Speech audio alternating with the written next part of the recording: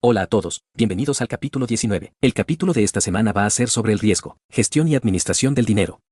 Ahora bien, estos dos temas son los más importantes. Unos cuando se trata de comercio de arte, ¿no? Y es que están bastante pasados por alto, y subestimado por la mayoría de los comerciantes. Y ese es mi objetivo con este video aquí. Para explicar todo sobre ella. Para que no te queden confusiones. Ahora al final de este video, tendrás una comprensión clara de por qué. Gestionar el descanso no se trata solo de proteger tu capital o preservar su capital. Pero en realidad se trata más bien de, dándote la oportunidad o la libertad de cultivarlo correctamente. De eso se trata la gestión de riesgos. Y sí, como siempre, desglosaré cada tema paso a paso. Primero empezaré con su introducción, su técnica específica, su propósito, su importancia y luego al final te mostraré cómo aplicarlos. Puede mejorar su rendimiento comercial. Y al final también veremos diferentes modelos. Modelos de descanso, tanto para cuentas personales como para cuentas de ganancias. Así sabrás cómo ajustar tu riesgo, dependiendo de dónde estés comerciando. Ahora el capítulo CRD que inicialmente había prometido que se retrasaría hasta la próxima semana y se subirá más tarde, ¿no? Así que no te preocupes por eso. Se te prometió ese capítulo y lo recibirás en el momento adecuado. Ahora la razón por la que se entrega ese capítulo es porque quería para asegurarse de que XS totalice, es elaborado y lo más completo posible. Porque sé que hay muchos conceptos erróneos sobre las gamas de velas. Y quería asegurarme de que ese capítulo en particular o ese video en particular aclara todo eso. Para que no tengas ideas equivocadas, inquietud o queda confusión sobre los rangos de velas o cómo funcionan. Ahora vamos a entrar en el capítulo de hoy, y hablemos primero de ¿por qué la gestión es tan importante para nosotros los estrategas? Así que primero que todo vamos a discutir. ¿Cuál es el propósito de la gestión del riesgo y del dinero? ¿O simplemente por qué deberíamos preocuparnos por nuestra gestión?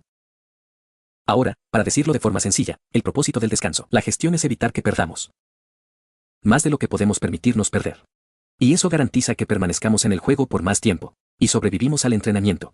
Sabemos que el trading puede ser impredecible y derecho incierto, y aunque no podemos controlar los mercados, podemos controlar una cosa con seguridad. Y eso es la cantidad de dinero que perdemos en una operación determinada, o una operación comercial individual en particular. Eso es lo único que podemos controlar. Y eso es lo que llamamos gestión de riesgos, o administrar esa cantidad. ¿Es lo que llamamos gestión de riesgos? Cuando sigues una buena gestión del descanso, te estás asegurando de que no haya ningún intercambio o una serie de operaciones borran su cuenta o volar tu cuenta ahora mismo. Y esto te da la confianza para seguir leyendo. Porque lo sabes que por tu sólida desgestión estás protegido, ¿verdad? Esta gestión es importante para proteger su capital. Y también garantiza la sostenibilidad a largo plazo en su comercio. Después de eso seré un trader profesional. No se trata solo de ganar dinero con una sola operación, pero se trata de gestionar consistentemente ambas pérdidas. ¿Y tú ganas con el tiempo, no? Para que las victorias no te hagan confiar demasiado y las pérdidas no te hacen tener miedo, ¿verdad? De eso se trata la gestión de carreras. Ahora lo importante es que puedes tener la mejor estrategia, o el mejor sistema de trading del mundo. Pero si no estás utilizando la gestión de riesgos correcta, perderás a largo plazo y nunca serás rentable y siempre terminarás perdiendo tu cuenta y gastas tu tarjeta ahora mismo. Si no está utilizando la gestión de riesgos correcta, la clave del éxito en el trading es que asegúrese de equilibrar su riesgo, para que ninguna pérdida pueda tener un gran impacto tu capital general o tu estado emocional ahora mismo. Porque perder capital es una cosa, pero al mismo tiempo, esas pérdidas también están afectando tu estado emocional y tu psicología correcta. Y eso puede empeorar las cosas aún más, ¿verdad? Y eso pueden llevarte a ser inconsistente en su enfoque y puede llevarlo a tomar decisiones irracionales. Decisiones comerciales impulsivas y emocionales que siempre terminan te devuelve el favor y te lleva a aún más pérdidas y luego eventualmente terminas estancado en un ciclo de rachas perdedoras. Y nunca podrás salir de ahí ahora mismo. Así es como nos llaman. Eres un riesgo después de todo y escribir todas esas cosas. Ahí es donde entra en juego la gestión. Y asegúrate que nunca seas víctima de esas cosas. Ahora pasemos a la siguiente diapositiva, y aclaremos un par de conceptos erróneos. Algunos conceptos erróneos comunes sobre el valor de muchos tesoros. Tener en cuenta la gestión de riesgos. Ahora bien, el primer error es la idea que al tener una alta tasa de viento automáticamente significa éxito, ¿verdad? Ahora no me malinterpretes. Como ganar el comercio es genial, un gran derecho. Pero no es el panorama completo ni el panorama más amplio. Podrías tener una alta tasa de victorias y aún así terminan perdiendo dinero, si no estás gestionando el tuyo adecuadamente, ¿no? En realidad, se trata de encontrar el equilibrio entre su tasa de victorias y su riesgo para nuestro derecho racial. Así que incluso si tu tasa de victorias no es muy alta, todavía puede ser rentable. Mientras tus ganadores sean más grandes que tus perdedores, correcto, y solo es posible cuando tienes un adecuado y un riesgo bueno y apropiado. A nuestra raza. Una alta tasa de viento no garantiza la rentabilidad. Incluso los traidores sin velocidad del viento pueden tener éxito, si se manejan de manera apropiada y adecuada. Tu enfoque siempre debe estar en el equilibrio entre la tasa de victorias y correr a través de una proporción y no solo un número de victorias o de jugadores ganadores. No se trata solo de la frecuencia con la que ganas, pero cuánto ganas cuando haces lo correcto. Para obtener la diferencia. Digamos que incluso si tienes una tasa de victorias digamos que con un 40 o incluso un 50% aún puedes salir ganando. Si su relación riesgo-agua es sólida, ¿verdad? Lo que significa que tus clears ganadores valen al menos 2 o 3 veces más que. Estás perdiendo lágrimas, Estás perdiendo lágrimas, ¿verdad? Entonces, si te centras únicamente en la velocidad de curvatura, literalmente te estás perdiendo la mitad de la imagen, ¿verdad? La mitad de la imagen. En realidad, se trata de trabajar de forma más inteligente y no más dura, ¿no? No se trata de guainde, pero en realidad es todo sobre el equilibrio entre tu bobinadora y su relación de depósito, y tienes que asegurarte de que estás considerando. Y tú estás cuidando de ambos, ¿verdad? Volveré a esta parte más adelante en el video. Now the second misconception about risk management is that risking more on each thread will lead to higher against right now. Sure, in the short time if you are on a winning streak it might feel good, it might feel like a good idea to ramp up the risk to increase the risk and to try to make bigger profits, but the thing is that when that losing streak hurts, and trust me it will hurt, and if you're risking too much battery your account can spiral out of control really quickly and you can turn into a losing streak that will not only mess up with your capital and ruin your capital better, it will also ruin and mess up with your emotional state and your clearing psychology, right in both of the mare.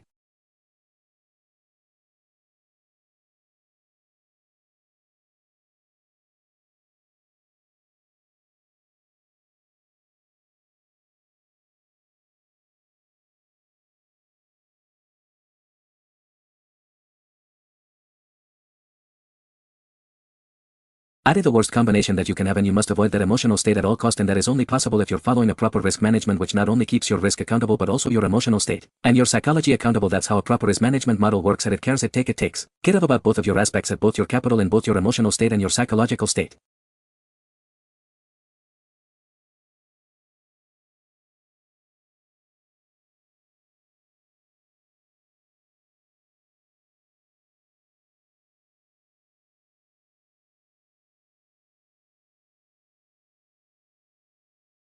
Another thing is that we know that it's a lot easier to blow your account than to record from a big drawdown, right? Once your account is down like 20 to 30% or even more, it takes way more effort to climb back up to where you've started. To order just be when there is a breaky one strategy, right? That's what we also call risk of ruin. Recording from large drawdown isn't just a simple matter of making back what you've lost, right? It's exponentially harder because you are working with a smaller base of capital now, and your mental state and emotional state is also vulnerable and fragile, which can lead to really irrational, impulsive and stupid decision which makes you lose even more, right? So while it's tempting to think that I'll just risk more,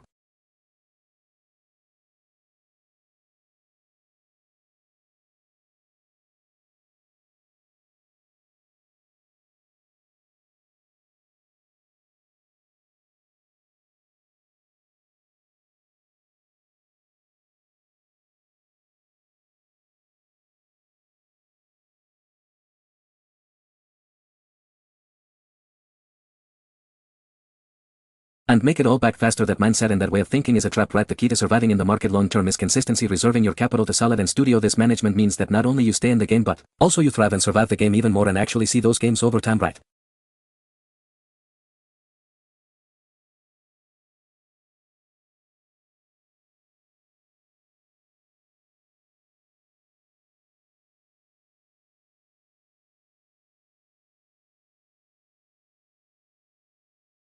It's a professional theory you should know, and you should have this conscious start in mind that it's not about hitting home runs every time, right? It's about protecting yourself from striking out, right? And you know there's slow and stereo always wins the rest, right? And you might have heard this saying that trading is a marathon, not a sprint. Remember that trading is all about the long-term performance rather than your short-term losses or wins.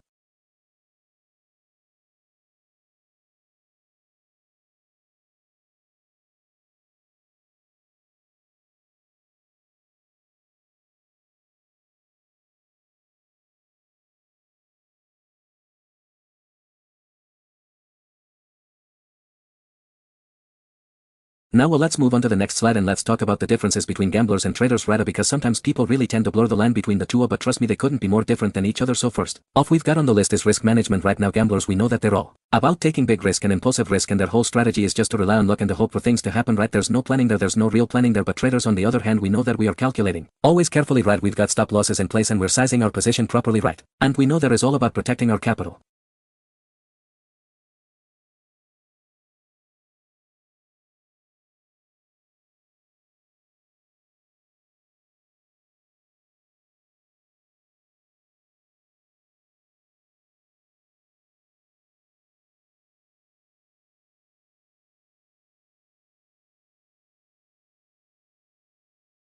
The goal is to stay in the game long enough so that we can see our success and we can see those games that we all wanted right. That's what we traders think. Like next is the mindset right. Gamblers are driven by emotions right. They chase that thrilling excitement of that quick man right. That rush of adrenaline. But clearly we know that we rely on discipline and logic right. We stick to a structure system and even when things get emotional it's about making smart and calculated decisions right and not just reacting to the heat of the moment. Now remember it all sounds fun and interesting when you hear it or talk about it but when it comes to live markets and practical application of these kinks that's where most of us struggle to apply it in already.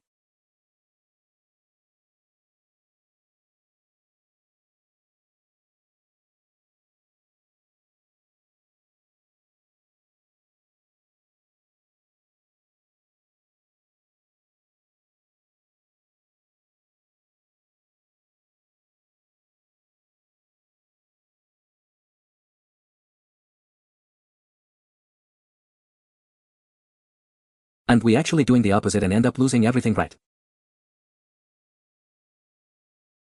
Now the next point is profitability and edge right. We know that gamblers are relying on luck. There's no real edge or consistency there and their whole strategy and system is based around hope. They're hoping for the best without any guarantees but we know that is true as we're all about probabilities. We know our age and we make all of our trading decisions and we gender trading ideas based on our system and based on the parameters, criteria and the rules that we've set right and we know that is not about hoping that the market moves in our favor but it's rather about knowing the ours and then playing them smartly and not emotionally with our sentiments.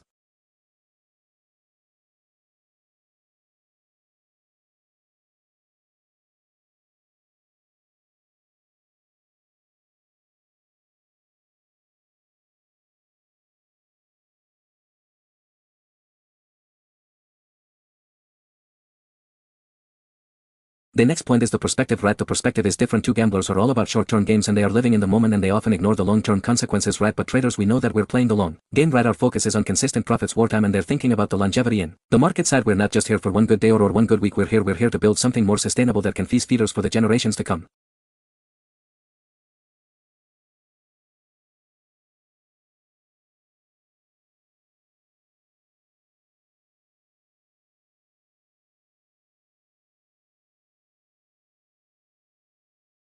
And lastly we've got the risk of room right now. We know that gamblers are way more prone to losing everything because their behavior is reckless and outrageous right. They'll keep doubling down until eventually there's nothing left right. But traders, we mitigate that risk right and we make sure that built on our risk morals and built out on our solid risk management we make sure that no single trade or loss can wipe out our whole account right. It's about surviving the bad days and thriving on the good ones right.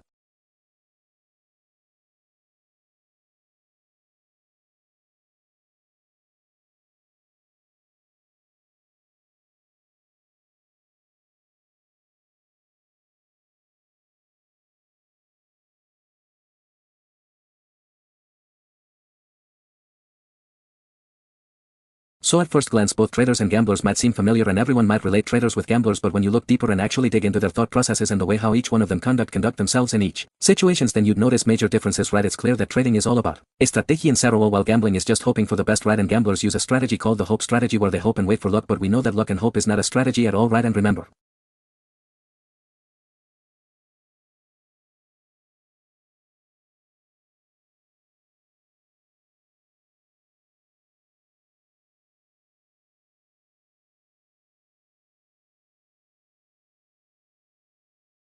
I'm talking about professional traders here right, not your random as Twitter or beginner traders or your Twitter gurus right. Again it sounds relatable but when it actually comes to live markets most of you act like gamblers without even realizing it in the first place right. So don't get too ahead of yourself and being happy that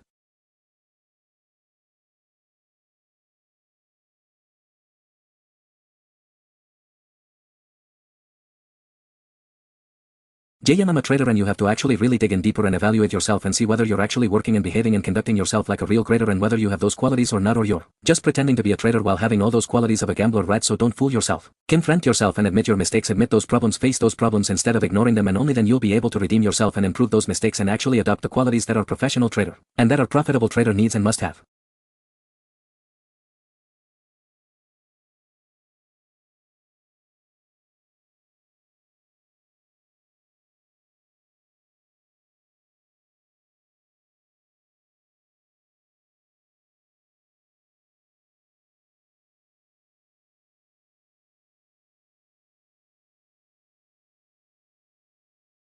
Now moving on to the next slide. Right here in this slide you can see that we've got these two equity cards, right? One of them shows the performance of a gambler wartime and the other one shows how the equity card or professional long-term and a consistent trader appears, right?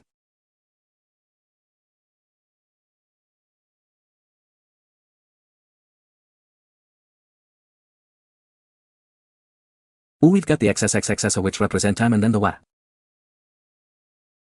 XS which represent performance. Right now what you can see in the equity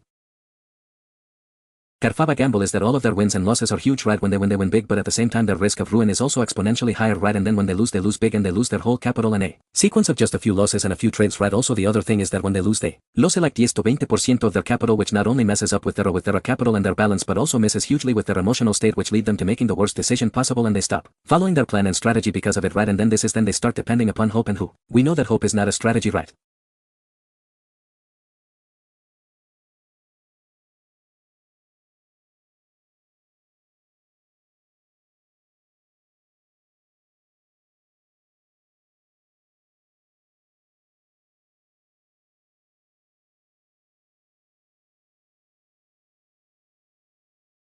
The equity curve literally look like the Himalayan mountains, right? With huge peaks and troughs, right? And it's not consistent at all. You would not see a theme or a pattern, right? It would look like someone's having a stroke literally. And if your equity curve look like this, then just know that you're basically a gambler, right? On the other hand, you can see the equity card of a professional trader and you can see that it has a specific theme into it, right? They risk appropriately and their profits again all weeks and months, right? They accumulate those profits all time without any huge wins or home runs or without any extreme or ridiculous losses, right? You would see that there is a strat upside lobe in the equity card.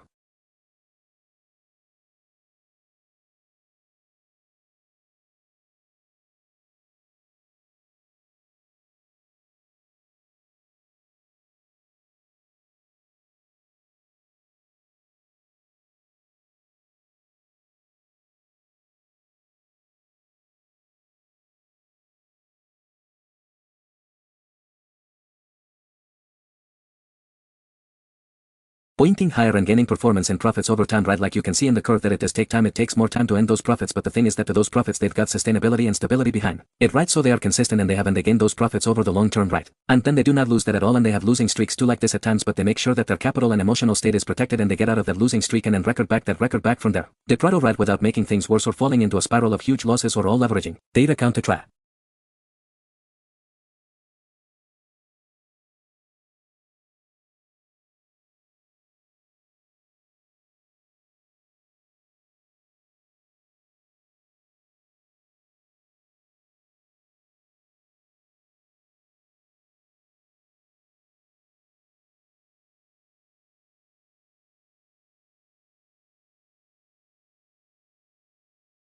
To make everything back, right? They believe in trustee agent profitability because of the huge sums of data that they have collected regarding their model, and you do that they are aware of the fact that their system can have losses or losing streaks too, and that way they consider it as a part of the game as a normal aspect of our performance, right? And they always keep themselves composed during both wins and losses and losing streaks, right? And always end up making profits in the long run, right? That is the core difference between how gamblers and professional creators perform and how their equity curve look different from each other. Right now compare your equity cover both of them.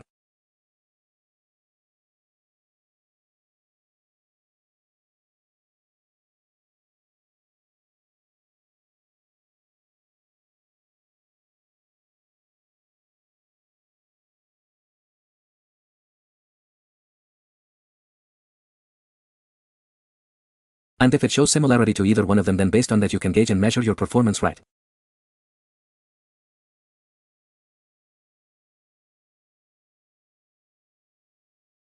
Now let's move on to the next slide and let's break down a few key terms that are absolutely essential when it comes to risk management, right? These are the building blocks of smart rating, and let's dive in where.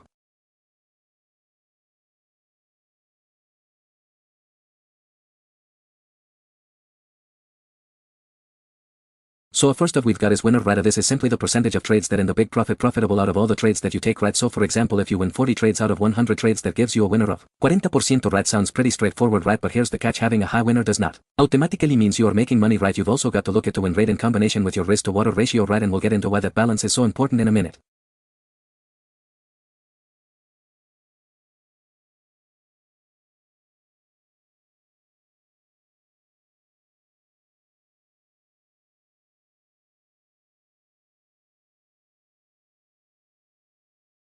And next up we've got is the risk to our ratio or a ROC right, and this is all about how much you are risking versus how much you are hoping to gain on each chart right, and the far more a simple risk to our ratio is equal to the potential reward divided by the amount of risk that you're making and that you're taking part rate right. So if you've got a risk to our ratio of 1:3, that means that you are resting $1 for a chance to make $3 right, and the key here is to make sure that your winners are bigger than your losers right, or your winning careers are making more rewards and more profits than your losing interest right, and even if you don't win every time you do risk to our ratio, you always end up being on top at the end right.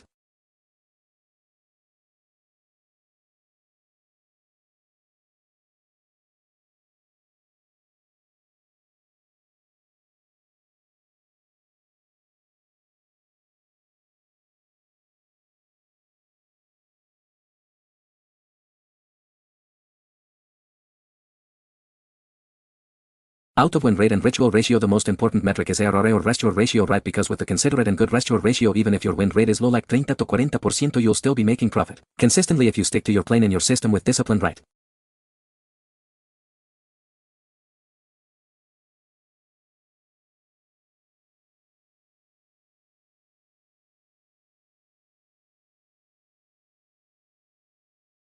The next metric or key term that we've got is the risk partner right, and this is basically the percentage or the amount of your capital that you're willing to lose on a single trade right, and this is one of the most important factor in protecting your account from big loss right. If you're risking too much on any given trade, one bad move on one bad loss could wipe out a huge chunk of your capital right. That's why keeping this risk percentage low and consistent is so crucial and critical right, and the other thing is that your respect rate must always stay consistent throughout your sharing journey right. It shouldn't change because of your performance or your wins and losses right.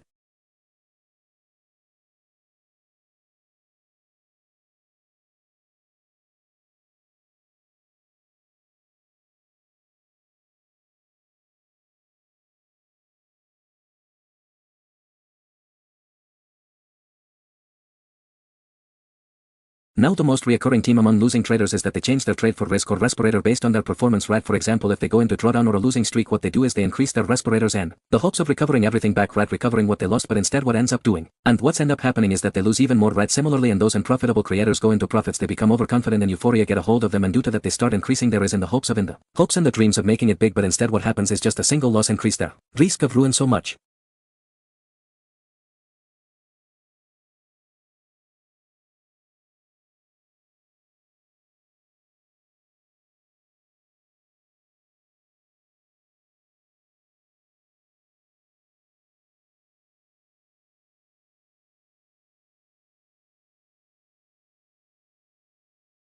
That they lose everything on a single trade and ruins and messes up with their months and months of profits and growth and performance right. That is why it is so important that your respect rate stays constant, and it shouldn't be influenced by your training performance or your profit and loss ratio right. It must be treated as a constant quantity or a constant entity. And finally we've got position sizing right now.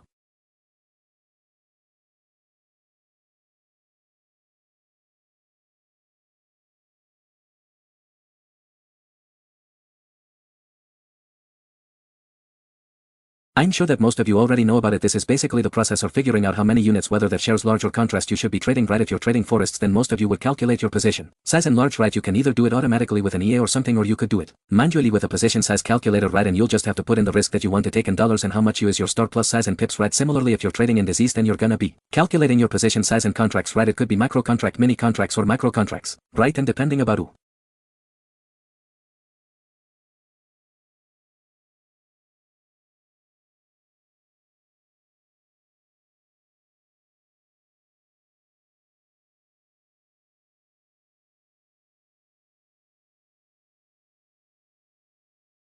Depending upon how much you're willing to lose on a single thread, and depending upon how much your stop your size is right, and that would be determined in major in handles or points and so on right.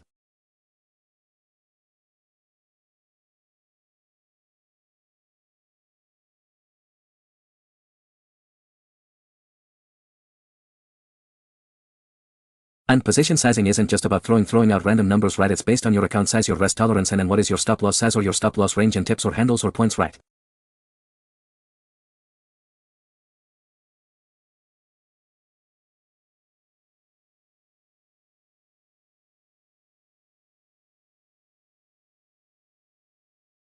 And proper positioning sizing ensures that you are not risking more than you should, and it basically ties up everything that we've so far talked about, right? It ties up when red or and respond together.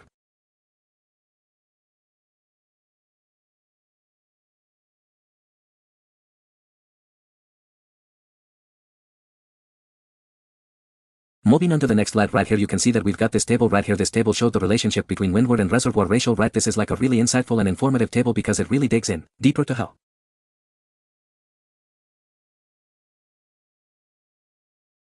Entrada and Aurora are interconnected with each other and how each metric and factor affects our performance as a whole. You can see a lot of variables and colors in this table right here and then this slide.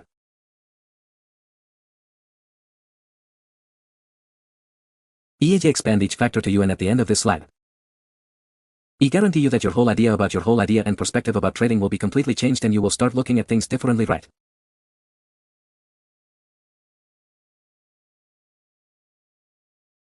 Now oftentimes people ask me about ENIGMA, telling me what ENIGMA is, and they think that ENIGMA is hidden in the charts, but they are absolutely wrong, right? You must have also heard a CD saying that ENIGMA isn't in the charts, but there's actually an external factor in this lyrics.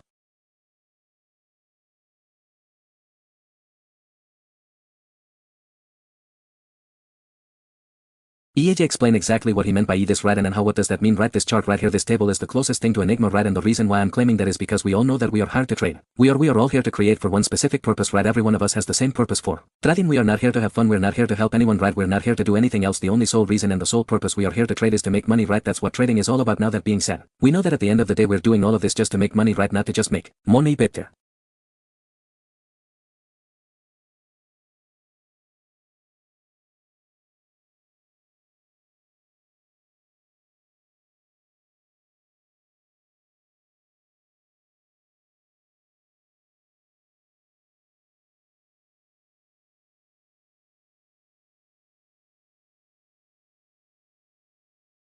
But instead to make money consistently over a period of time, right? That's what the purpose is. Now as professional creators know that if we focus on the money aspect alone, it'll lead us losses, right? And that's the wrong way to approach trading. But instead the correct and accurate part is to focus on following your planning system consistently and make sure that you are consistently trading your system with a solid risk management and solid discipline. Right now one of the main aspect of that whole process in your trading system is risk management, right? And it's just as important as your technical system, right? Or some could even say that are slightly more important than your technical side if you have a correct perspective of risk management.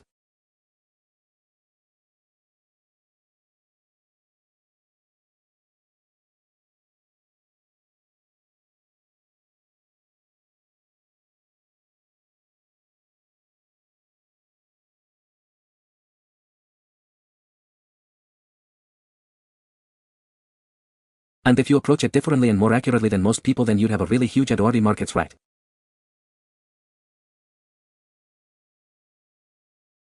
And then your whole perspective will be changed. Now the way how you change your perspective about risk management is by looking at this chart right here that you're looking at. Right from here you can see that on the x-axis we've got these different Windsors, right? Starting off with the 10% Windsor and then continuing that till the 90% Windsor, right? And on the y-axis here we've got a different Aurora, starting off with the 2-to-1 Aurora restore ratio, which means that you are risking $2 for only $1, right? Which is basically negative restore ratio, right? And there's actually worse than gambling, right? Then we've got the un risk low ratio, which means that we are risking $1 to make $1, right? We're risking 1 for 1.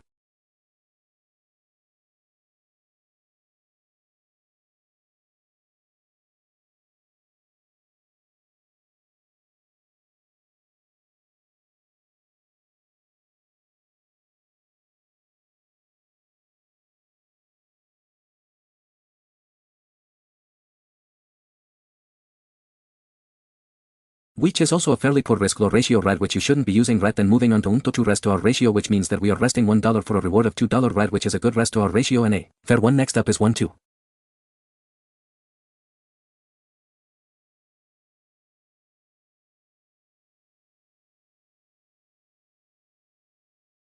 R, which is the most optimal risk-water ratio, which means that we are risking $1 to make $3. Right now down below you can see the red rectangles, which represents the non-profitable scenarios or scenarios in which you'll be at loss for a particular set of data, and then we've got the yellow rectangles which represent the bricky one scenarios, and then last but not least we've got the green rectangles representing the profitable scenarios, right? And the profitable cases. Now your objective is to see these profitable scenarios and look for profitable combination that lies in the green area or the profitable area.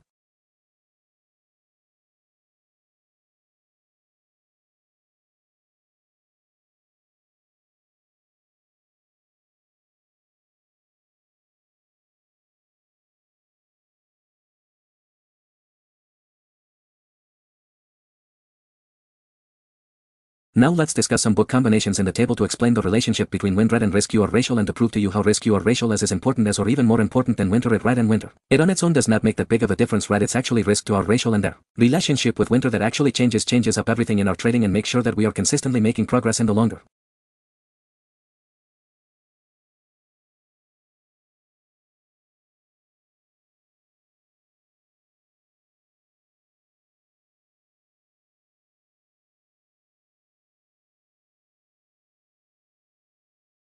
So first of you got is the 2-to-1 rest-to-our ratio, which as I said before is like a really poor rest-to-our ratio, right? It means that your rewards are half of what you are risking, right? And that's the worst case that you can have for your rest. To our ratio, it does not get any worse than this right now. What this proves right here is if your whole focus was just on builder alone and you really did not care about risk to our ratio, then here even if you had 60% winter, which is like an optimal billionaire, even with that you will not be profitable and you'll end up losing money for a particular set of data, right? For this sort of rest-to-our ratio, you need a minimum of at least 70% when they be profitable, right?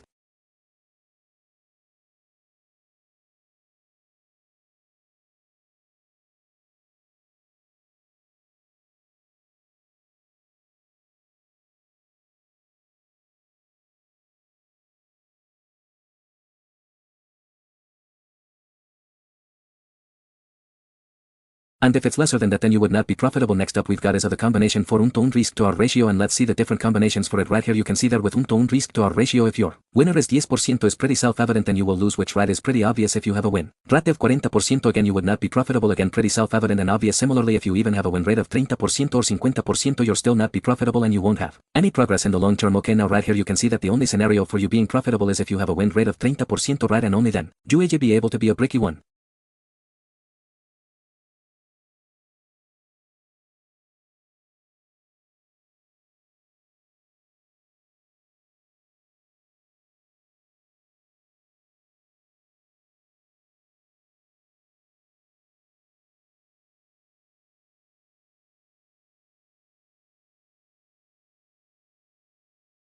A stretch right, not even profitable, just barely a bricky one, right, meaning your losses and wins will be the same and you need to be profitable, not losing control of your performance. This shows that even if you win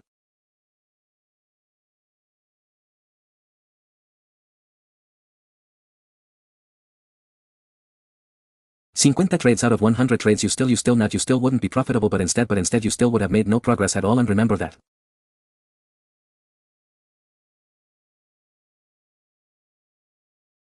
50% gain rate is considered like a good gain rate, right? And even with that you would still not be profitable because of your poor reservoir ratio, and you would need at least a winner of 60% to be profitable. With the 1-to-1 rest to our ratio, and next up we've got is the different possible combinations for 1-to-2 is to our ratio.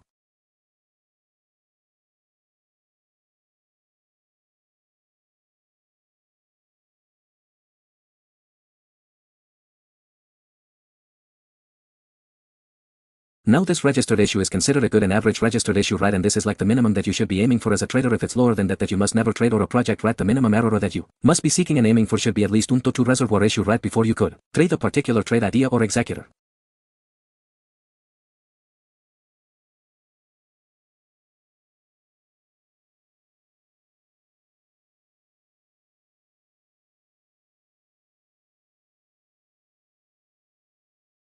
For a 1-to-2 distribution, you can see that you only need at least a minimum of 40% win rate to be profitable, right, which is like a good number. That means that you only need to win 40 trades out of 100 years to be profitable, right? From this you can see that even when you have more losses than wins, you are still profitable because you're winning more on your winning players than you are losing on your losing players, right? You're risking $1 to make $2, right? If you lose a trade you are losing $1, but if you are winning a trade you're winning $2. So let's say you had 10 trades, right, and you had a winner of 40%, right, and you won 4 trades and lost 6 trades, right, because you had a 40% return. So that means on the losing trades you lost $6, but on the winning trades that you had,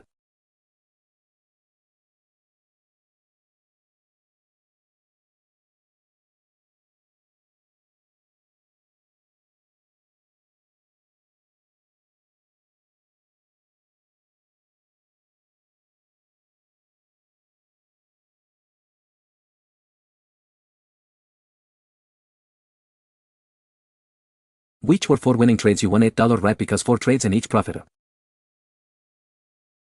2 pesos and 4 multiplied by 2 is equal to 8. Now subtract the losing amount from the winning trades and you'd end up with your profit and loss ratio, and if we subtract 6 from 8 is equal to 2, that means that with that framework and scenario you'd end up with $2 profits or 2 other profits, right? And from this you can see that even when I lost, or even when you lost more trades than you win, you still were profitable and you still end up making profits because you won more on your winning trades than you lost on your losing trades. That is the power of a RORA, or best to do our ratio.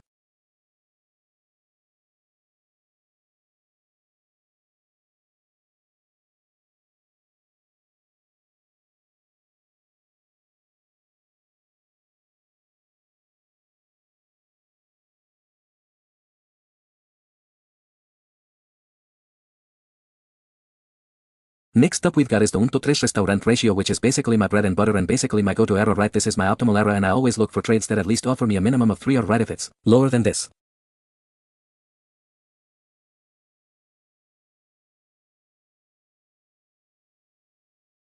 You won't be taking or executing that rate, right? This is like basically. This is basically a set rule that I set out for myself, which is that I need at least a minimum of 3 this water ratio before I could execute a rare idea. Now the reason I've chosen this restoration is my optimal order for my head for my chairs is in another story in our cell, but the main start buses is right here. Expanding this table you can see that for a 1:3 restore ratio you only need at least 30% in there to be profitable. Right now there from this information you can see that it's really exponentials, right? It means that if I have a 1,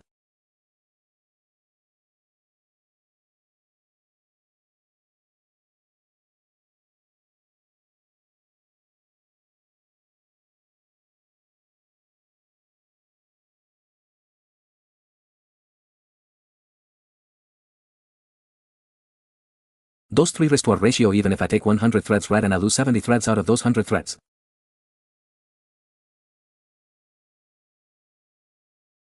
EAJ still be profitable at the end of that set of data and then at the end of that 100 years, right?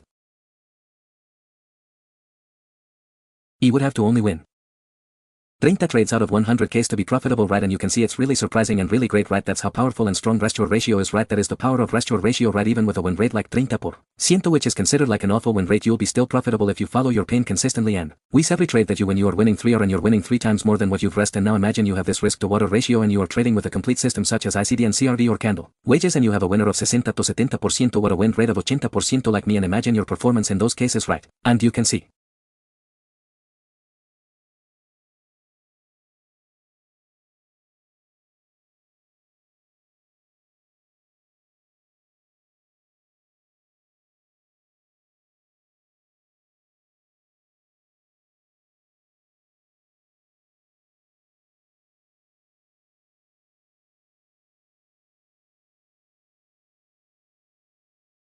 This is where the real enigmalizing light people look for it in the charts, but it's actually in the relationship between win rate and restoration, right?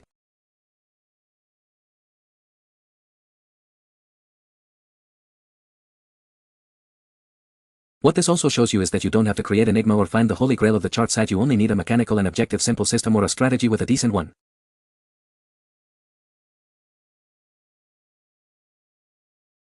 3 raised to our ratio and then rate. You don't even need like a winner of 60%, you can only have a winner of even just 30% and you'll be still profitable if you stick to that system consistently followed with discipline, and you have an average risk reward ratio of 300. That is the power of the relationship between winter and this reward ratio, and that is one of the main aspects of our risk management plan.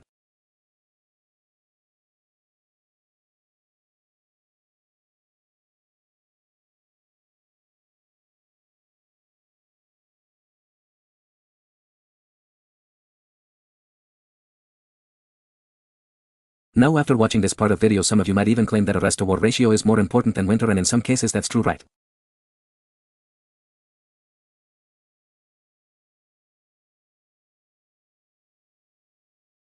Now that being said, you can also see the different combinations for higher risk lower ratios below and how much win rate you need minimum to be profitable, right? You can examine and analyze these combinations yourself.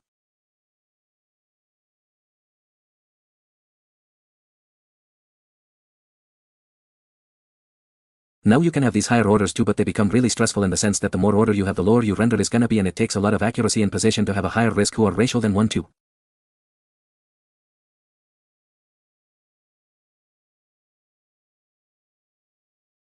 Tres are right, that's why I've chosen uno. Those 3 are now for me. I can also have an average of 1-4 or even 1-6 risk or ratio, but then there are too many other factors and variables involved which I want to avoid. That's why tercer is my sweet spot where I find myself comfortable in.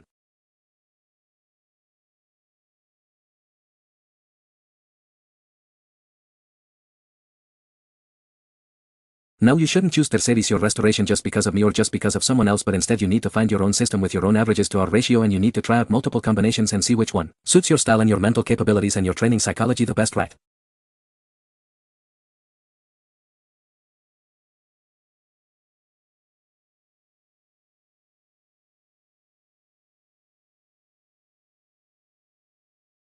Now let's move on to the next line and let's discuss and let's talk about something super important that does not elevate the attention it deserves, but it really is one of the most essential and crucial part of our risk management and trading as a whole. This is one of those concepts that every trader needs to understand and be aware of, because first of all it's about survival in the markets, and only then you'll be able to thrive.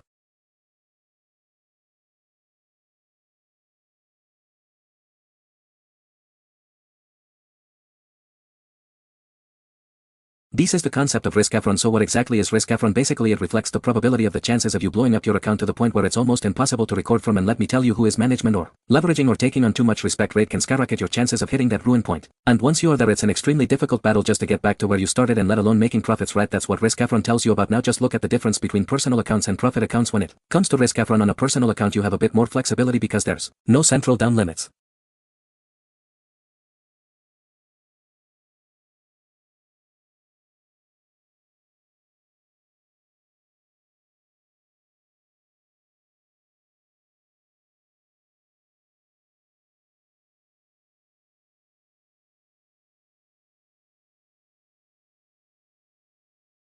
Or any maximum ground limits employed by anyone, right? But that also doesn't mean that you can be reckless and outrageous, right? Because you know that after all is your own money on the line, and you still have to make sure that you held yourself accountable and follow your plan consistently with discipline. You still need to prioritize capital preservation and think about the long term, right? And keeping your account alive should be your top priority at all times. On the other hand, profit has alert strictly rules, right? Like maximum drawdown limits, and these rules are there to, first of all, to protect you from capital and to make sure that you are not gambling and you're actually trading consistently.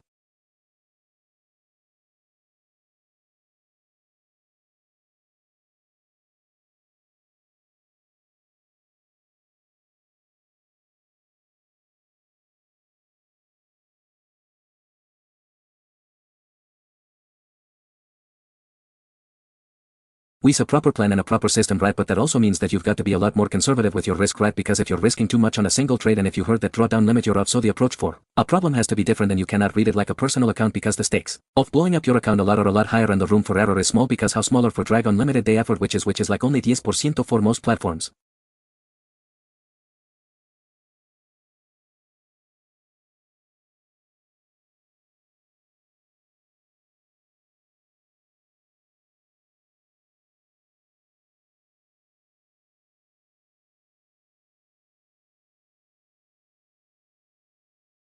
Now let's dive into why you want to avoid the risk of ruin, and how the math makes it pretty clear that substantial losses or exponential losses are something that you should be really seriously cautious about. First off, when you take a hit in your account, it's not just about making what you lost in a un rat, you're right, but instead it becomes a lot harder and difficult, because the bigger the losses, the harder it is to recover. And let me break it down for you. If you lose 10% of account, you need to make an 11% gain or profit just to get back to where you started, right? It sounds a bit tricky, right? For example, let's say that you lose 50% of the account. At that point, you don't just need a 50% gain to recover.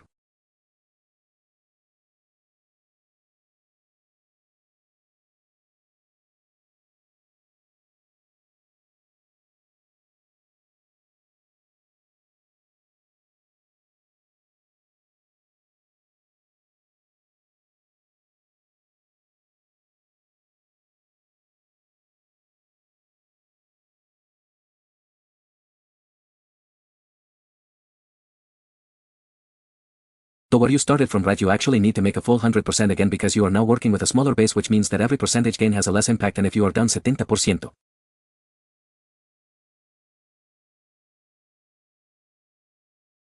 75% from your initial balance. Now you are in a serious trouble, because you need to now make at least 400% return just to get back to where you started, because the base capital that now you're working with is smaller, right? And imagine the pressure of trying to hit 40% gain after already losing most of your capital, right? And it's almost like trying to climb a mountain with a huge weight on your back, right? It's not impossible, but it's definitely not where you want to be as a trailer, right? That is why protecting your capital is so important, right? Small losses are manageable, but once those losses start to snowball, they become exponentially harder to recover from, right? And that's where this management comes in.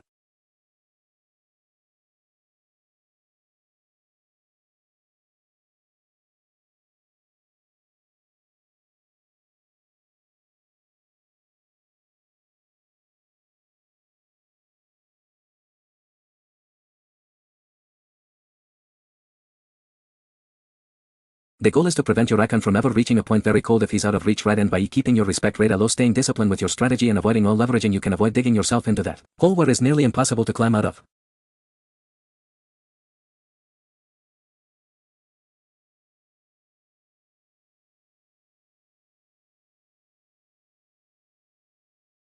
So in short, avoid those huge losses at all cost, right? The smaller your drawdown, the easier it is to bounce back and stand again. In trading, we know that survival is the key, right? If you can protect your capital and limit your drawdowns, you give yourself the best shot at the long-term success, right? And trust me, it's always better to take small manageable losses than to put yourself in a position where you're chasing massive guns just to recover from a big loss that you've had.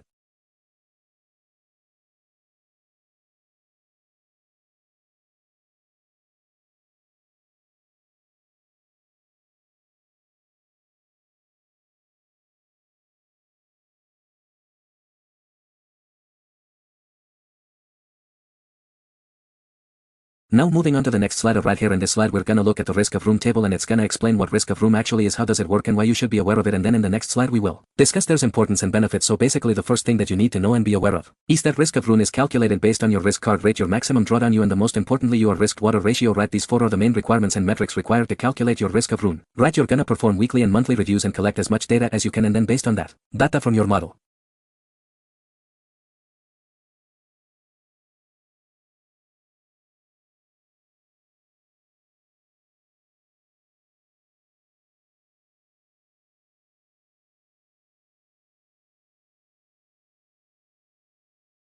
you will calculate your risk offering. Right now it's pretty simple to calculate. You just have to go to risk offering calculator website and put in these values from your model, right, and until you get a percentage value, right.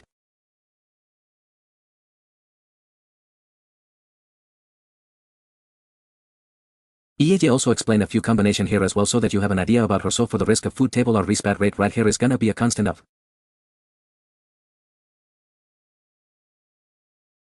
0.5% risk bad rate, and our maximum drawdown here is 10%, which is basically like the maximum drawdown limit for most platforms, right.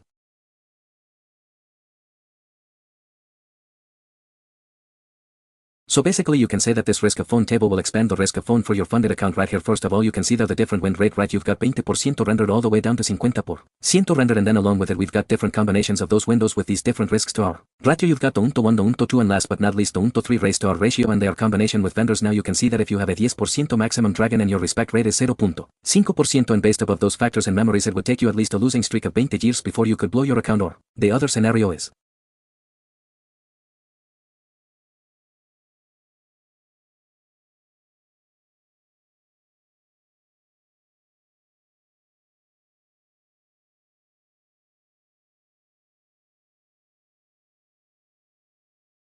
if you are on losing performance and your win rate and other combination is in the losing car and your equity is going down. That's the case where you are also going to end up blowing your account and reaching your 10% maximum dragon. For example, whether 20% rendered, and want to understand what ratio, the chances of 20 consecutive losses are 6.73%, que como puedes ver son bastante bajos.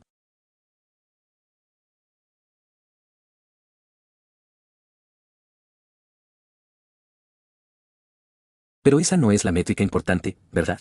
La métrica importante aquí es que tienes un riesgo del 1% justo aquí. No puedes ver el riesgo de un porcentaje, pero te lo muestra en términos de cuánto. ¿Es ese el riesgo de un derecho? También te daré un valor porcentual para eso. Así que en este caso el riesgo de que tengas un iPhone es extremadamente alto. Extremadamente alto aquí mismo. Puedes ver el riesgo del iPhone o simplemente su riesgo o posibilidades de probabilidad de tu cuenta estallando es mayor al 90%. Y este caso es lo que muestran estos datos. Y aquí es donde debería estar tu ojo. Con un sistema que tiene una tasa de viento del 20% y tiene una relación riesgo-agua de 1 a 1 y estás arriesgando un 0,5% por tasa con una caída máxima del 10% en el límite. Su riesgo de afrontamiento es superior al 90%, que es extremadamente alto, lo que significa que tienes más del 90% de posibilidades de estás arruinando tu cuenta y nunca serás rentable con este tipo de sistema. De manera similar, incluso si tienes un ganador del 20% con el cuando hacer esto en proporción 1 y arriesgando 0,500 con el mismo 10% de público máximo, entonces aún así tu riesgo de préstamo es alto. Bien, y por alto representa que te alejas más del 85%. Significado correcto, tu riesgo de que tu cuenta se reviente y agotar todo es superior al 85%. Obtengo el 85% y nuevamente puedes verlo. Es bastante evidente que nunca serás rentable con ello. Porque tus posibilidades están haciendo estallar tu cuenta son superiores al 80%, lo que es como extremadamente ridículo y ridículamente alto. De manera similar, si tiene una tasa de viento del 30% con un riesgo de 1 a 1 para nuestra relación con los mismos parámetros de riesgo, entonces tu riesgo de habitación es nuevamente alto, lo que significa que es superior al 85%, ¿verdad? Lo cual, como puedes ver, es extremadamente riesgoso y alto. Y nunca serás rentable con un sistema así. Si tienes una tasa de viento del 30% pero con un 1 a 2 riesgo de relación agua con los mismos parámetros mamarios, entonces tu riesgo alimentario es moderado, ¿no? Se muestra moderado pero aún es alto. Y eso un tiempo moderado. Sugerir un valor porcentual superior al 70%, lo que significa que corres el riesgo de volarlo todo por los aires. Perdiéndolo todo mientras descansas solo el 0,5% pero real 70% correcto.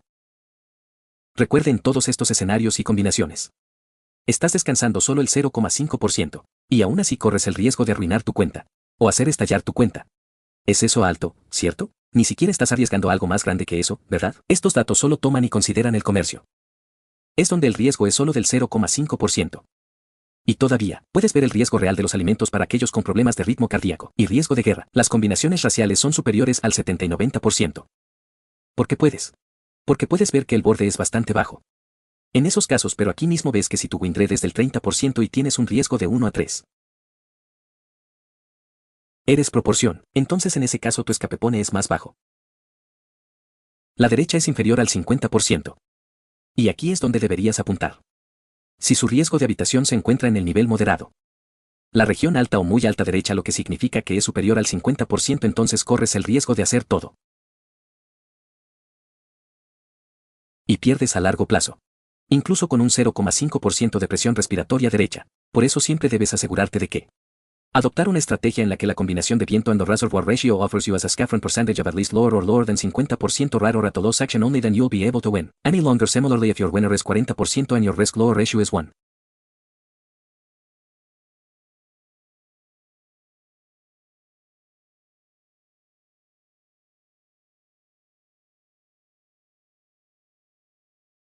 Dos 3R. Then in that case your risk for ruin is very low, meaning it's lower than 30%, which is extremely low, and for that particular scenario you can see that if your risk of ruin is low and it's lower than 30%, and that means that you have a lower than 30% chance of blowing up your account, which is extremely highly unlikely, right? And these are the type of values, and these are the type of the risk of ruins percentage values that you must be aiming for if when the rate is 50% and the risk reward rate is 1.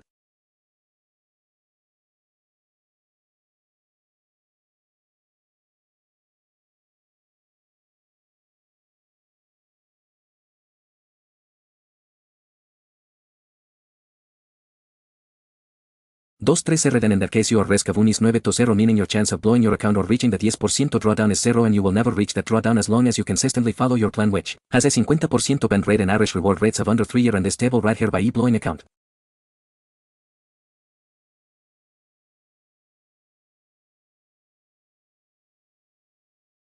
I mean reaching 10% drawdowns, right? So remember that, and you can see the rest of the combinations for yourself, and you can examine the whole table.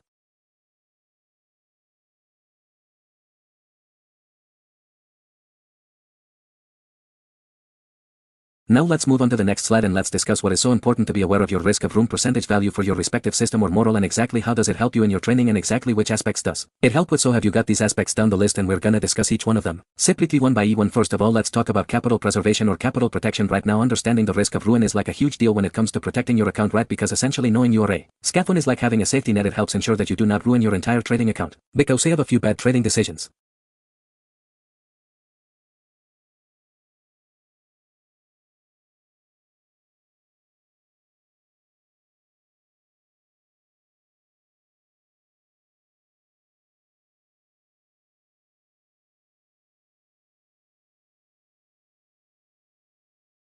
Or because of a few losses, right? That's the whole idea of a scaffold. Is the whole idea is to make sure that you are in this game for the long run, right? And for the long term, and as a trader your main priority and your number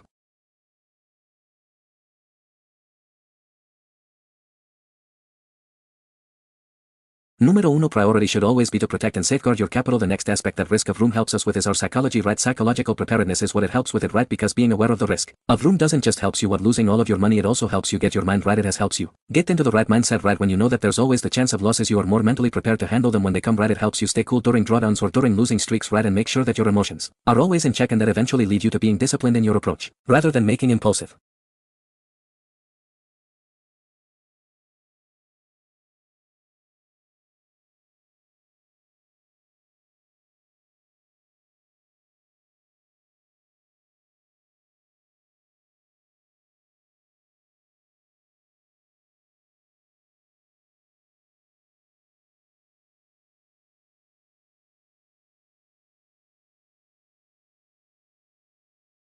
And the rational training decisions in the heat of the moment, right? That's what Riskafron helps you with. It makes you psychologically more prepared and more stronger and more improved.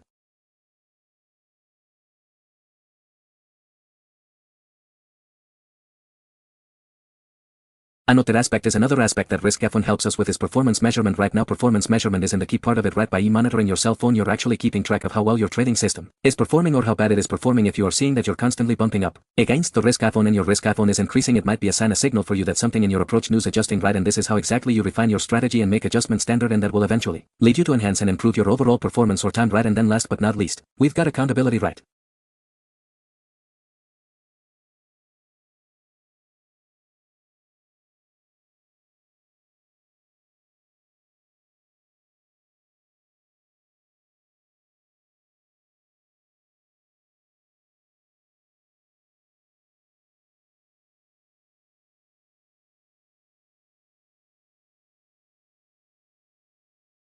Risk of phones and being aware of the fact that there's always a chance of you blowing up your account, which is basically known as risk of phone. That idea and that thought process and that a conscious idea makes you more accountable. Right, because recognizing the risk of wounds instills a sense of responsibility and as a status. Right, it's a constant reminder for us to stick to all risk management rules and not get reckless. Right, when you are aware of these risks you are more likely to think before taking prayers or before generating in a trading ideas. Right, that don't fit your plan. Right, and it instills a sense of accountability and responsibility in you. Right, and it makes sure that you avoid making those reckless decisions that eventually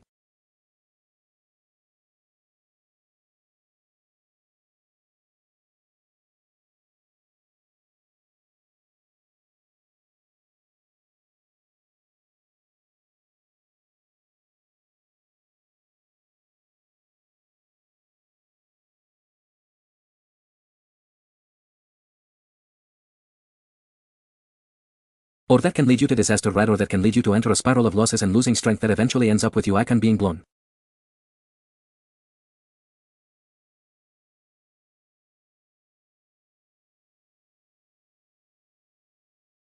So in short, understanding the risk of one is not just about a widely license, it's about being mentally prepared constantly while weighting your performance and staying accountable to your own trading rules. Right, it's what keep us on track and then the game for the long term.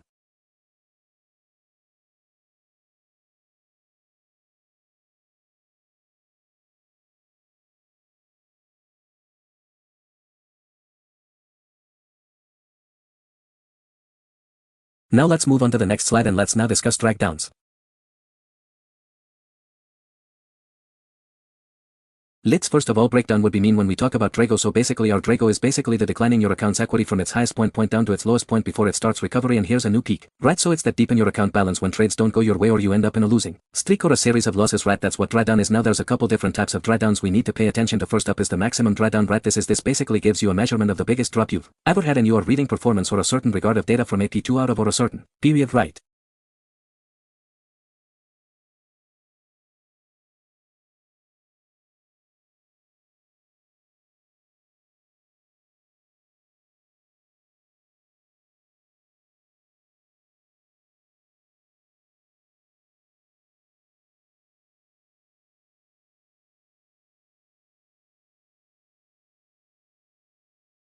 It's super useful for understanding the worst case scenario for how much you could potentially lose during a rough patch. It basically shows you what is the biggest losing streak that you've had and that gives you an idea about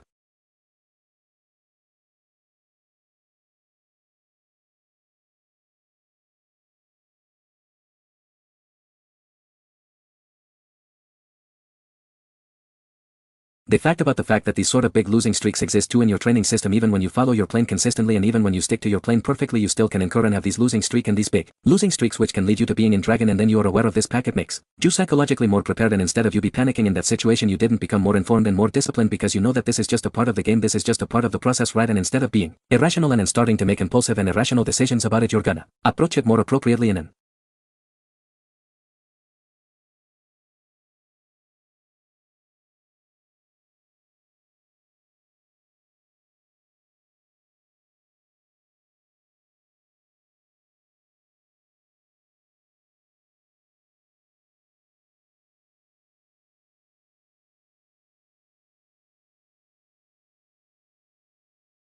professional manner and conduct yourself better, and that way you'd be able to survive through those dragons and eventually recover from it and then make profits. And that's what the idea of maximum dragon is. And then we've got average dragons. Right, which looks at the average decline from peaks to 12s or a set time frame. Right, peak is basically the highest point or 12 is the lowest point or basically your winning streak or losing streak. Right, it helps give you a sense of what your typical losing streak look like. Right, it's inevitable, we use it, there is no, and we believe in the idea, believe in this fact that losses are inevitable. You can never have 100% win the rate system or strategy that never loses. Right.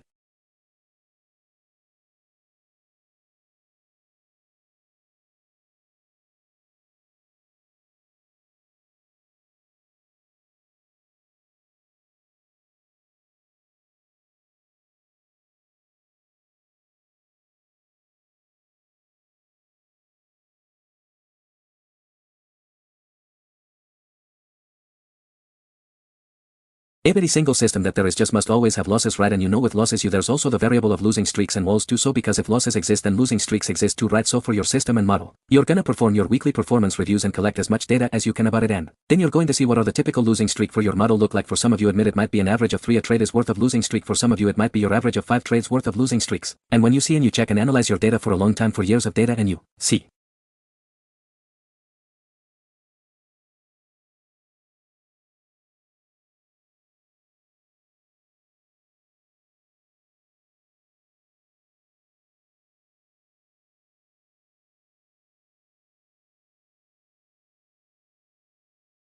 that maybe every single month or every single quarter you have these potential and these inevitable losing streaks in between, right? And you're aware of it, and when you've seen this then you're going to be more appropriate and more professional about it when they occur, because you know that they are pretty normal. It's an averaje dart for me and I don't have to panic about it.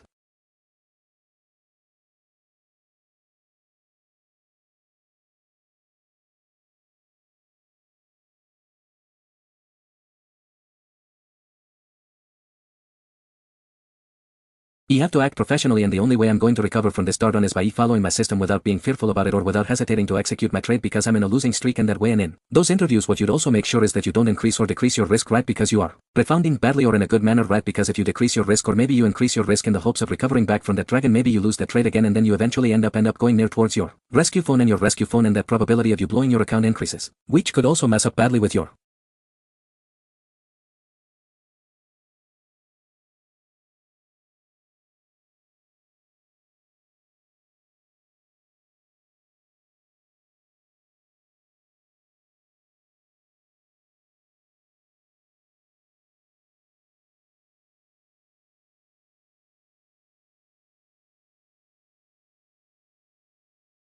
your trading psychology and your emotional state as well, and that is the worst combination that you can have as a trader.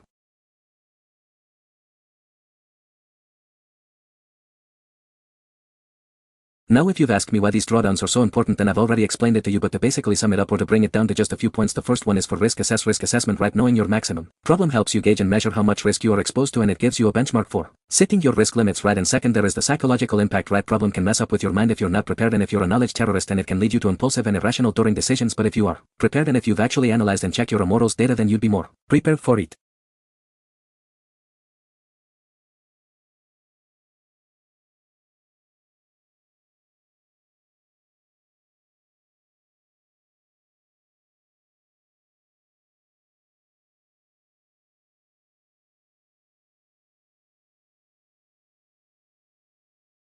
And you wouldn't panic at all, right? Knowing what your typical and worst case scenario for dragons look like, knowing that helps you mentally prepare for those dips and those dragons so you can keep your cool when your account takes a head. That's the importance of dragon, or being aware of your dragon for your respective model or system.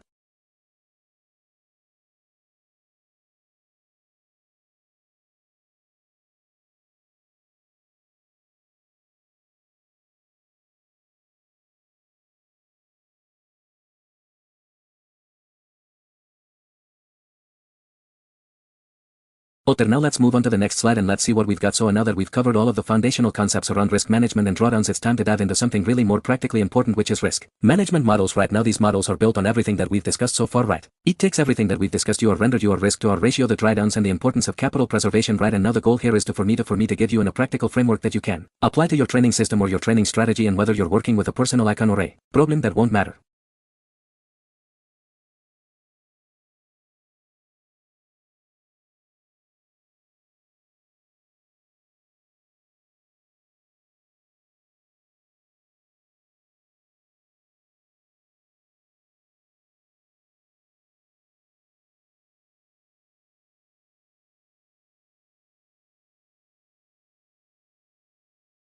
It's a dynamic and there's a strategy that is applicable for both of the accounts, right? And first of all, let's remember the principles that we've talked about so far, like the importance of managing your respect rate, understanding your escafon. Knowing and being aware of those fundamental concepts is essential to understand how these models work, right? Each one of these risk management frameworks will help you measure how much risk you are comfortable taking on, and that will also allow you to making much more informed decisions based on your reading style and goals.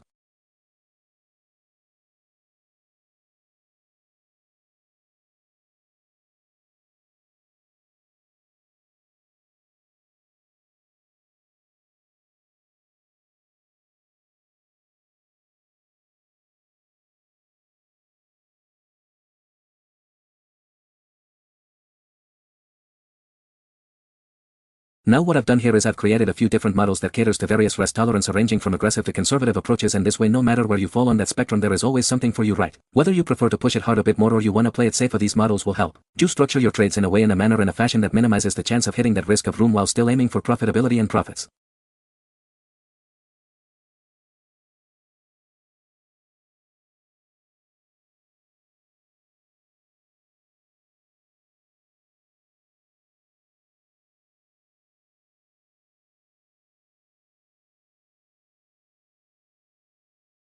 So moving on, right here we've got an example of this case study or this conservative and realistically model. You can adjust the metrics based on your own data, but this one right here we've got here is to just explain how our RAS model works. So this model has got a conservative and respective and rate of 40%, right, and you know that that's a pretty achievable and feasible when you're, in my opinion, right, it's not that hard to achieve a 40% when you're at a 40% when you're basically means that out of 100 trades you only have to win 40 trades, and if you're using the correct way to trade candle ranges, and if you know what you're doing, and if you are in CPI, right, and if you watched my current breakdowns, and if you watched my contents.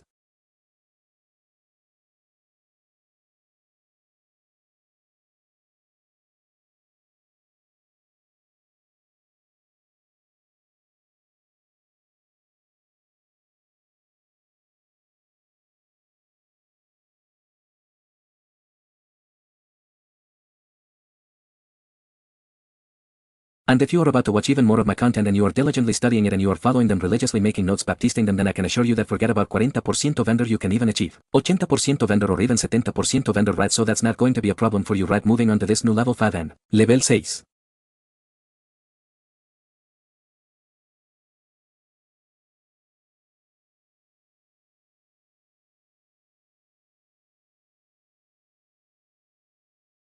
You will take your trading knowledge and your technical knowledge about candle range and the CRD and IC to our next level, right, and then at that they will, even when the rate of 40% would look like mediocre to you, right, because of the amount of knowledge and the type of knowledge that you will have. The amount of knowledge does not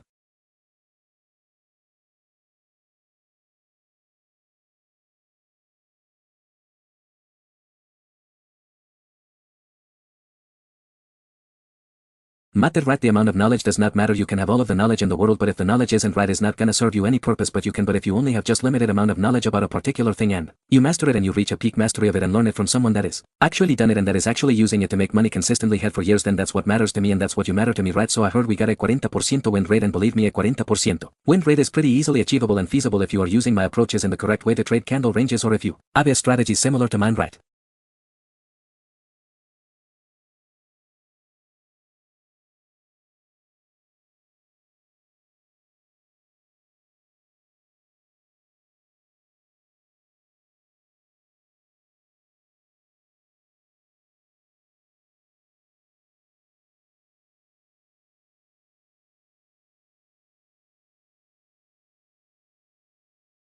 And next up you got is the respiration, which for this model has an average of 3 R or 3 respiration, which again is feasible, but also remember this isn't the only limited option you can have, right? You can have a segundo R4 as well, or you can have a forest segundo ratio 2, right?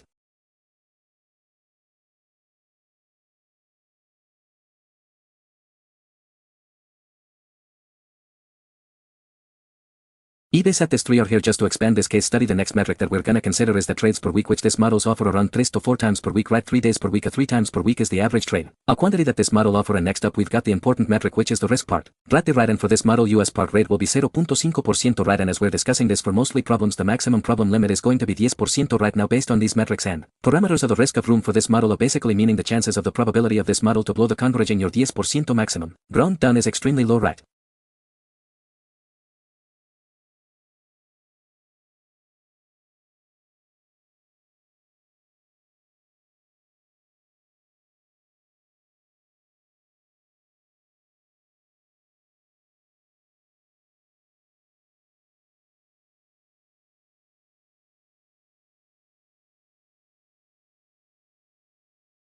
It's about 3.62%, which is basically next to zero, right? Which means that if you have a similar model to this where your win rate is at least 40% and have an average distribution of 3 RN, use for a review, and your respect rate is constant of 0.5%, and there is only a 3.62% chance of you blowing your account or reaching the 10% maximum problem, which means your chances are blowing are really slim. And next, plan done, which also alludes to the fact that even this conservative and realistic model with these metrics and parameters is good for problems. Right now this isn't like a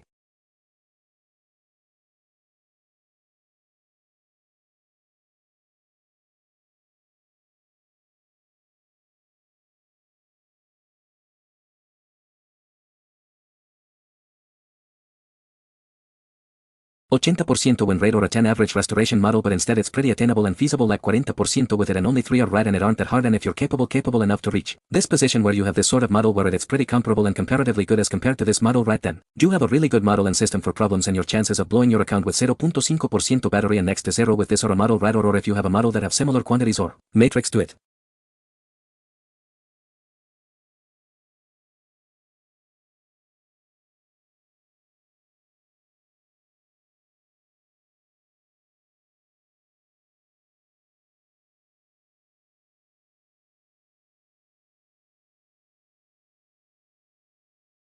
But this only stays to if you are consistently and perfectly executing your system and model as per the criteria and parameters that you've set.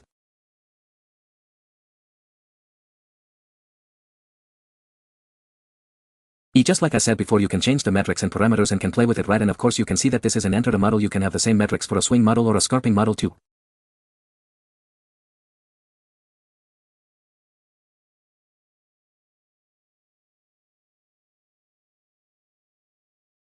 Now I'm moving on to the next slide. There's discuss others model with the respective parameters for platforms account with an aggressive style. Now hereby aggressive style.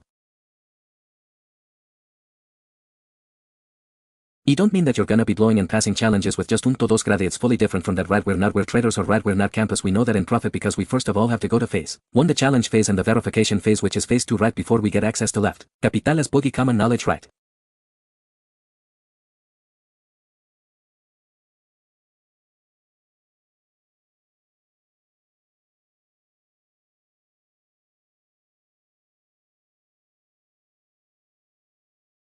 Now for the majority of problems they have set the maximum drawdown at 10% forward verification phase, challenges phase, as well as the funded stage, right? The maximum drawdown stays target at around 10% right now. With this sort of model you're gonna be risking 1% per trade both in verification and challenge phase, and then at fund the stage you will lower your risk 0.5% because at fund the stage you'd want to decrease your risk of even more because who wants to lose capital, right? No one. Now these parameters only stress through if you have a system and model that lies and in the profitable section of the aura and vendor cable and the curve that I show you earlier, right, and then your equity curve towards the outside.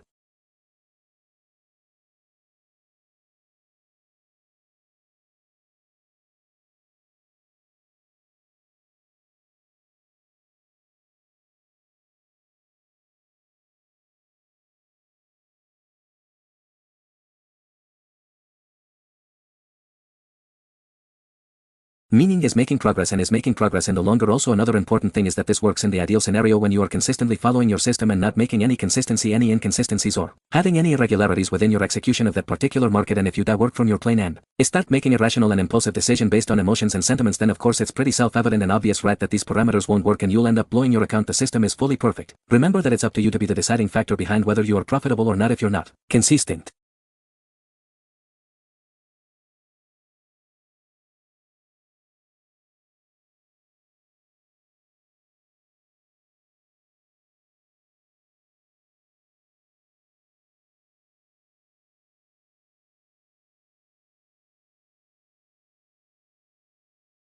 Then if you're consistent and good you'll be profitable, but if you're not consistent then that's up to you and you are your own hurdle standing between you and your profits or progress, right? So make sure that you remember that at all times, right? You are a problem, you are the, what am I saying, you are the reason behind your old problems. And you are the only one that can solve it, right? No one else can do that for you.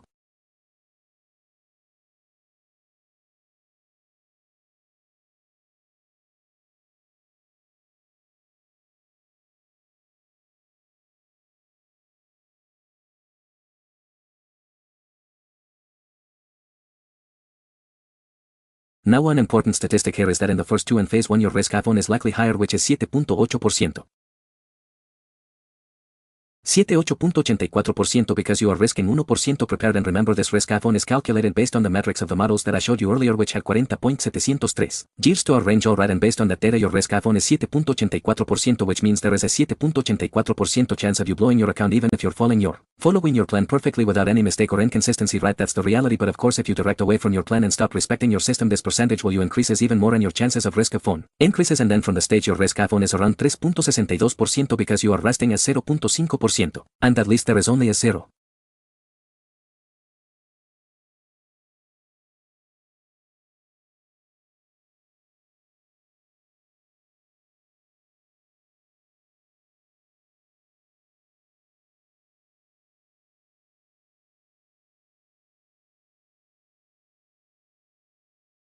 3.62% chance of you blowing your account even if you're fully following your bank consistently with all those parameters and matters that I showed you right there, and obviously if you move away from your plan this way you increases one more, and now in Cien stage it will take you at least a losing streak of point records for you to blow your account, which is extremely unlikely right and right here.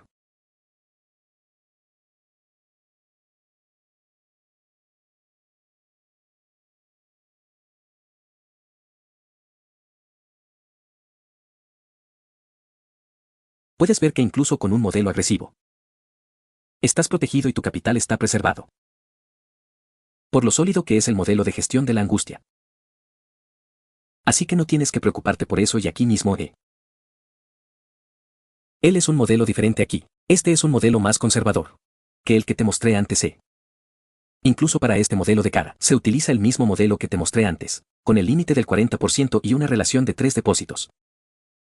Pero en este, estarás arriesgando un 0,5% en la fase 1 y la fase 2, y luego durante el comercio de los financiadores, reducirás tu riesgo a solo el 0,35% y el modelo del desorden. Su riesgo aumenta aún más y casi llega a 0, lo que significa que su capital estará protegido en todo momento y nunca alcanzarás la máxima protección en límites. Mientras te ciñas a tu sistema consecuentemente y no cometas ninguna irregularidad por los errores y desde el escenario. Te tomaría al menos una racha perdedora de 30 maneras para que te revienten la cuenta, lo cual es muy poco probable y casi imposible si sigues tu plan al pie de la letra. Ahora pasemos a la siguiente capa. Ahora que hemos discutido todo, terminemos con algunas portadas de días clave. Así que al final del día esta gestión es la base absoluta para el éxito a largo plazo y la formación adecuada. No importa cuán buena sea tu estrategia. Si no gestionas tu riesgo, todo puede desmoronarse.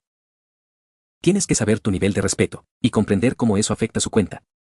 En cuanto más tiempo pase cada operación que realices, debe ajustarse a su riesgo general, progreso y exclusión, que su índice de viento y su relación de riesgo están alineados con esos límites. Especialmente cuando se trata de los límites de secado. Una de las cosas más importantes a tener en cuenta es el riesgo de habitación sin una gestión adecuada de los riesgos. Sin una gestión adecuada, incluso un sistema que sea rentable, puede llevar a borrar tu cuenta. Así que no se trata solo de ganar dinero. Se trata de asegurarse de no perder nada durante tu periodo difícil, y no olvides ajustar tu estrategia de gestión dependiendo del tipo de cuenta con la que esté operando. Si estás trabajando con una cuenta personal, entonces tienes más flexibilidad allí. Pero aún es necesario practicar la preservación del capital. Y por otro lado, si estás operando con un problema, las reglas son mucho más estrictas. Más estricto no sé cómo pronunciar y necesitas ser más conservador. Mantenerse dentro de los límites de Atroron. Así que siempre ten en cuenta el riesgo. Proteja su capital y mantenga la disciplina. Esa es la clave para permanecer en el juego y por mucho tiempo. Gracias por mirar durante tanto tiempo.